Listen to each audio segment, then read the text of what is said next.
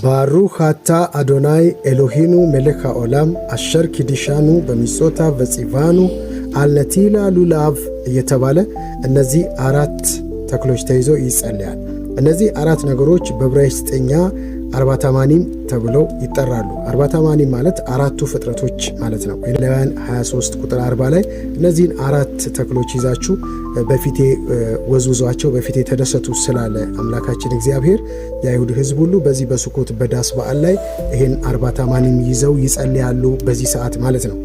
እዛ ሐላካ ላይ ወይንም እዛ ስርዓት ላይ እነዚህ አራት አርባታማኒም የተባሉ ፍጥረቶች የሚወክሉት አራቱን የሰው አይነቶች አራት አይነት ሰው በምድር ላይ እንዳለ የሚወክሉ ናቸው ብለው ያስተምራሉ። ይሄ ፍሬ ይሄ ትርንጎ የተባለው ፍሬ መልካም ጣዕምና መልካም ሽታ ያለው ነው። ይሄ አደስ የተባለው ደግሞ መልካም ሽታ አለው፣ ነገር ግን ደግሞ መልካም ጣዕም የለውም።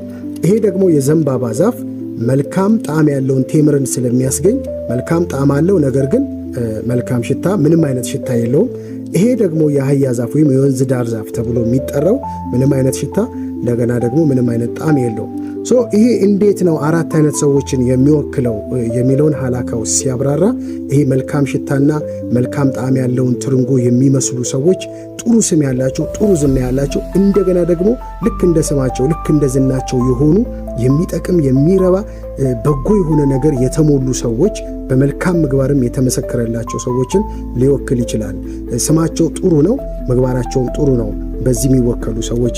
ይሄ ደግሞ አደስ ወይንም አደሳ የሚባለው በጣም መልካም ሽታ አለው፣ ነገር ግን ምንም አይነት መልካም ጣዕም የለውም እና ይህንን የሚወክሉ ሰዎች ከሩቅ ስትሰሙ ስለነሱ ወይንም ከሩቅ ስታዩቸው የሚስቧችሁ የሚገርም መዓዛ የሚገርም ሽታ ወይንም ደግሞ በጣም መልካም ስም ኖሯቸው ስትጠጓቸው ግን ምንም አይነት የሚጠቅምና የሚረባ ነገር የማታገኙባቸውን ሰዎች ይወክላሉ ይላል ሐላካው።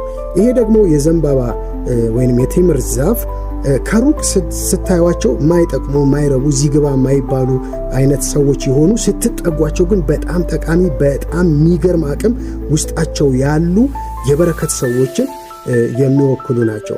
ይሄ ደግሞ የአህያ ዛፍ ወይንም የወንዝ ዳር ዛፍ የሚባለው ከሩቅም ስታዩቸው ብዙ የሚስብ ነገር ወይንም መዓዛ ወይንም ዝና መልካም ስም የላቸውም።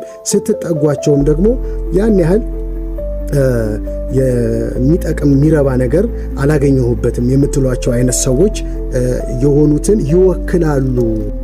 ነገር ግን ዋናው ሐሳብ ያለው እነዚህን አራት ፍጥረቶች ወይንም ተክሎች ለምንድን ነው አምላካችን በስድስት አቅጣጫ ወደ ላይ ወደ ታች ወደ